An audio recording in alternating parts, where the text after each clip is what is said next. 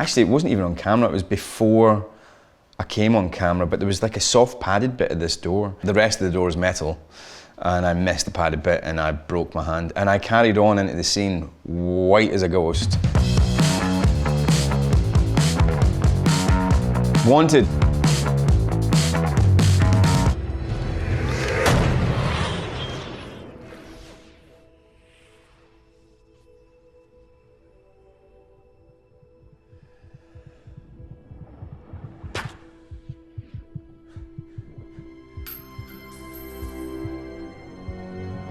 Wesley was a lot of fun to play. Getting to play a real sort of normal Joe, a normal guy, whatever normal means. And then you put upon him an extraordinary situation, and people like Angelina Jolie teaching you how to bend bullets around dead cadavers of grannies, and Morgan Freeman like just being amazing and getting to share a screen with him. It was incredible. I helped develop that move, and we were trying to figure out what would it be like, and I was like, well, maybe it's like tennis when you're doing like a kind of, I don't know what that move, I don't play tennis, but you know that move in tennis. I mean, I also learned in gun training that I am the worst shot in the world.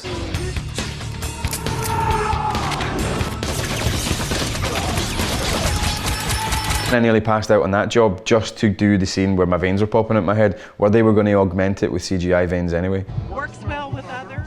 Ha! That's a fucking joke. What is this bullshit? Who's this prick? Some loser gets his head blown off in the Metropolitan. Shut the fuck up! The studio didn't outright reject me for that, as I seem to remember, and studio, please forgive me if I'm remembering this differently or if I have different information. I wasn't outright rejected, it just took a lot of wooing them and camera testing, because I think Timur, our director, who was fantastic and a lovely guy, he wanted me and he was convinced I was the right guy, but the studio just needed a little bit of help to convince them that I was the right guy. I ended up camera testing a scene that ended up not being in the movie, where the point where Fox, played by Angelina Jolie, meets me for the first time, basically does the "come with me if you want to live" moment, and you know, rocks my whole world and transforms me into a super assassin. That moment in the movie as it is, I'm standing there, I think looking at medication in the medication aisle. In the camera test, we went different, and I'm actually trying to commit suicide, and I was like swallowing hundreds of pills in the aisle as she goes like, "Hey, you're Wesley Gibson, come with me if you want to live." And I'm like, huh? And so I had like 200 Tic Tacs in my mouth for the camera test. How you doing? Yeah, good. There was a great piece of improvisation from Common and Angelina. I was like standing trying to figure out if the dummy that I'm shooting, I start to realise I think that this isn't a dummy, this could be a real person. I think it's a dead person hanging there that I'm meant to be shooting.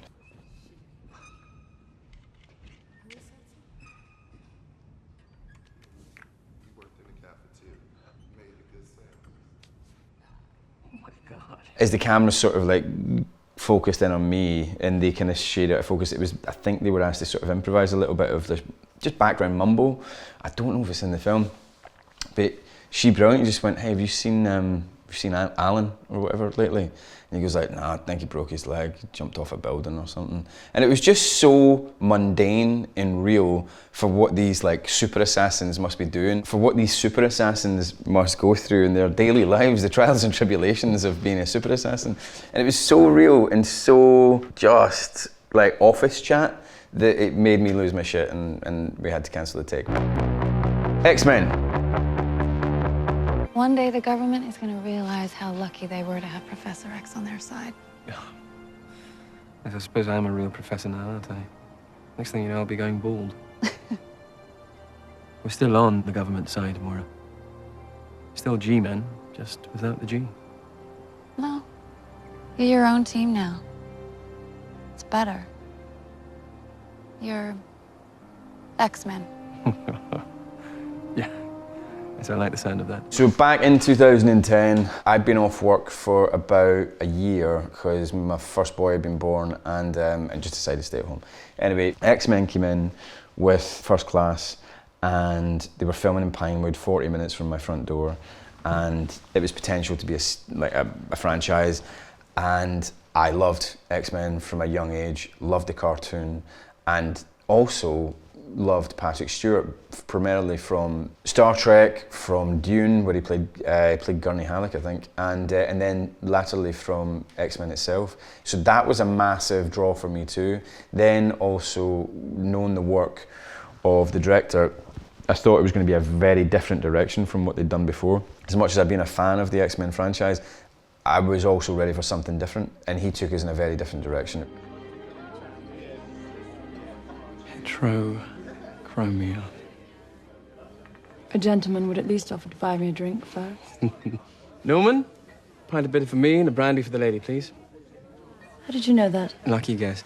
Name's Xavier. Charles Xavier. How do you do? So I went and read the script. I had to sit in a restaurant. I think it was a Vapiano on Portland Street, maybe. And I ran out of time. I didn't even get it finished, to be honest with you, because they gave me like a 2-hour slot, and I'm so slow at reading scripts because I'm always sitting there taking notes while I'm reading them. And I didn't even get it completely finished, but I knew I wanted to do it. I knew there was tons of possibilities, loads of fun, potential fun for me to have with the character, and to take him, not in a different direction, because ultimately you'd want to take him in the same direction as Patrick, but there was an opportunity to show a very different side of Professor X and Charles Xavier before he became the Professor, to make it interesting, to show he was a different person to begin with, you know. Charles Xavier. Do you have a minute? For a pretty little being with the mutated MCR1 gene, I have 5. I say MCR1, you would say auburn hair. It's a mutation. It's a very groovy mutation. Mutation, right, took us from single-celled organisms to the dominant form You know what, this routine may go over great with the co-eds, but I'm here on business. What? In preparation for X-Men Days of Future Past, I thought, well, I better shave my hair this time, because this is it now. In prep for that, I got it buzz cut and kind of just very close to size and got a jar head. I thought, we'll shave it for you when I get there. When I got to set, they were like, no. And I was like, all right, I get the script, and it's also set in the 70s, and I was like, right, we're doing hair extensions, and I'll get real 70s hair. Because they were like, oh, we can make this work. And I was like, no, you really can't make this work. And? What's going on here? Professor? Please don't call me that. Why, you know this guy? Yeah, you look slightly familiar. Get off the bloody chandelier, Hank. You can walk. You're a perceptive one. I thought Eric... Which makes it slightly perplexing that you managed to miss our sign on the way in. This is private property, my friend. I'm going to have to ask him to ask you to leave. When I found out that Patrick was going to be in the movie, and look how Patrick does as playing Professor X, I wanted to go, what? I want to have long hair, and I want to look like I smoke a lot of weed and maybe do a little bit of something stronger in the 70s and sit in my purple haze, just to show how far that journey is going to have to be to make him into Patrick Stewart. So I said to the main hair guy, I was like, do you think it's possible that we can get somebody in like tonight who can do hair extensions on me? And I had so little hair at this point. So we found somebody, and we did an 18-hour hair extension session in one sitting. Actually, I think they came back for about 5 hours the next day, and I just sat there for 18 hours going out of my mind. But by the end of it, I looked like Professor X in Days of Future Past. Being on the cover of magazines, getting a medal from the president. You like it, don't you? As opposed to being hunted and despised. Well, you know, actually, I do. It's all just a means to an end, Raven. What end is that? Keeping us safe. You should understand better than anyone that we're only ever one bad day away from them starting to see us as the enemy again. So what? We wear matching costumes and smile in pictures That to make is a everyone small feel price safe? to pay for keeping the peace. By risking our people to save theirs. Yes. I did want to inject a massive ego into Charles, because I think one of the defining aspects of what Patrick did and who Charles ultimately becomes is his selflessness. But we'd seen that in 4 movies, and now more with Logan as well, in the ones that Patrick did. So I was like, what do we want to do? We want to just do that again? We've got the opportunity to go back in time and show that he had to grow into that person. So ego was a massive thing, because his selflessness was so strong in the other movies. His selfishness, or his self-centered nature, and it's probably what happens to Dark Phoenix. If it was my arc and it was going to carry on and on and on, it's what happened to Jean Grey that makes him turn the corner and become the Professor X that you saw portrayed in the movie back in 2000. It's the greatest gift we have, to bear their pain without breaking. And it's born from the most human power. Hope.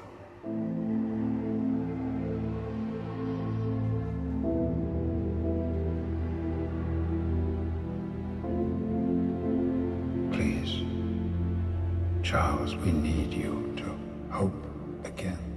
First Class is probably my favourite movie, but in terms of what I got to do as an actor, I'd say Days of Future Past was probably the most challenging, the most interesting experience I had as an actor on the X-Men movies. But yeah, that was a great bunch of people. We're still relatively in contact and hanging out a little bit, maybe on Thursday, which is really nice, even though those movies are behind us now. Split. Glass. I met M. Night Shyamalan in 2015 at Comic-Con at a party, and we were all there with the X-Men crew. We all got on very well and we all knew how to have a good time. So we were probably partying quite large, and at that moment we had been playing this really ridiculous game which involved hitting each other. I won't tell you how because I don't want to have it repeated and then be blamed for it. Anyway, one of us got knocked out, and it was just after that he went, "Hey, you ever thought about working with me?" He then called up, because I think they had somebody pull out at the last minute, and was like, "Listen, I'm going to send you this script. I don't want to tell you anything about it. Your agent isn't allowed to read it, and you need to sign an NDA and all that kind of stuff." And I was like, "Okay." And within like 5 pages, I was very excited and just praying that it didn't get bad. Because you know, like when you get a good script, and it takes you through page to page to page, and then maybe around like page 60 it just falls apart. You're just like, please sustain, next page is great, please sustain, and it was great all the way through. I was like, oh, fantastic. And I saw what a great acting opportunity and challenge it was for me, and that's kind of what I'm always looking for with a character. Beyond the greater narrative of the story, what is the internal conflict, what is the internal challenge, or challenges or conflicts? And certainly Kevin and the rest of the people that share his body, they were massively challenged and incredibly conflicted. And curves, and yeah, you see that one? It's kind of like a chenille sweater dress. Who are you?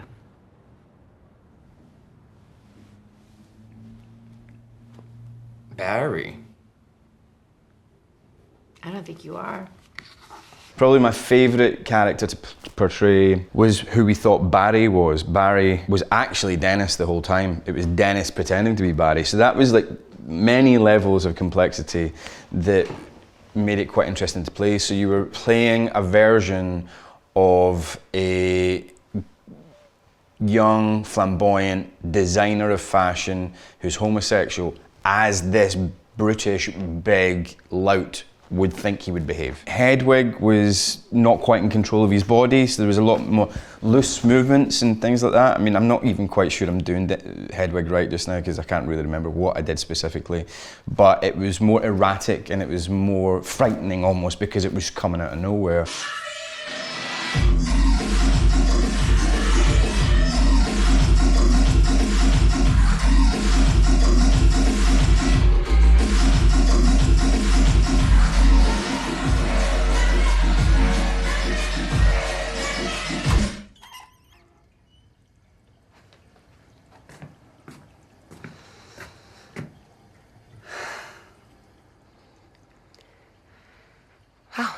The dance that we had to do for Hedwig was one of my favourite things that I've ever had to do on film, which was, we kind of workshopped it a little bit, Knight and I, and then we also improvised some bits, but it was real fun. There's a whole bit in it where I get shot and I'm like pretending there's blood coming out of me and stuff, if you wonder what that dance move is. Don't worry. I'll talk to him. He listens to me. Well, Patricia was somebody who I think had big breasts, but she felt quite modest about it, so she was always trying to put her shoulders forward and have her head slightly down. And I can't remember with the rest of them. I mean, in the trequel, I guess I do like 20 characters, and I definitely can't remember all of those. But those are the main ones that I remember more than anything.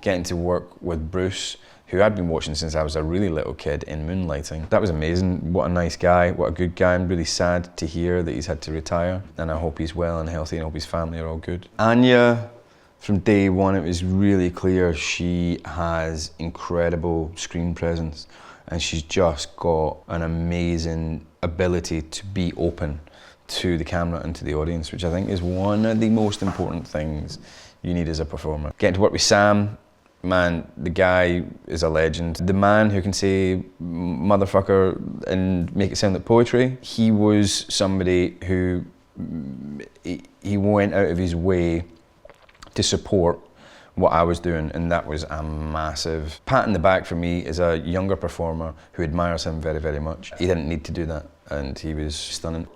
And also his performance is just excellent, so when somebody's that good, it brings you up as well. Knight is incredibly specific with his direction, and for that reason, the film that is in his mind is exactly the film he shoots on the day. When it's a different writer, you then meet the director, and who knows, the director might have a different vision from what is on the page, but when the director has written it, you kind of know what's in his heart and what's in his soul and what's in his mind, and the kind of art he wants to create. And the film he made is exactly the film he had in his mind.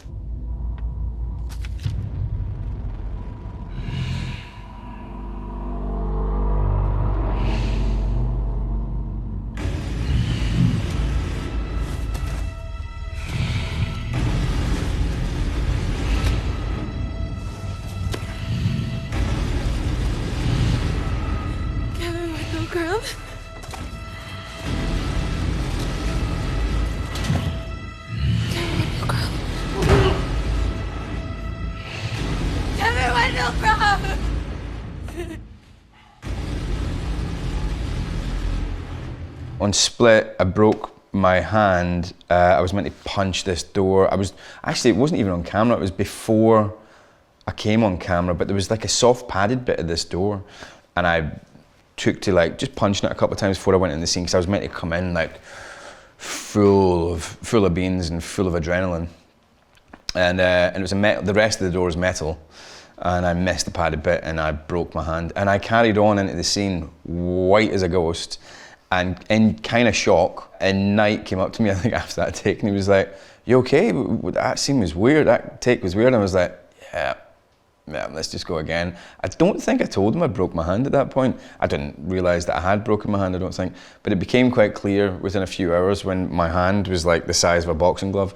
And there's actually a bit in the film where Dennis puts on his glasses, and it's a profile shot, and you can see my hand is swollen up. And there was apparent, I've not seen this, but I've been told by Knight that there was people sort of commenting online going like, "Oh, he's turning into the beast, he's turning into the beast." It was just me with my big, gammy, punched up hand.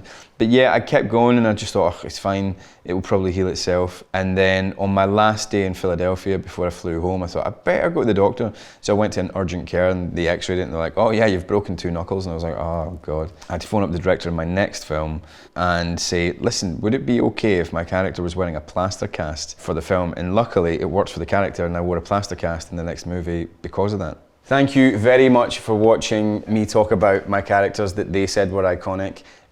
Thank you, take care.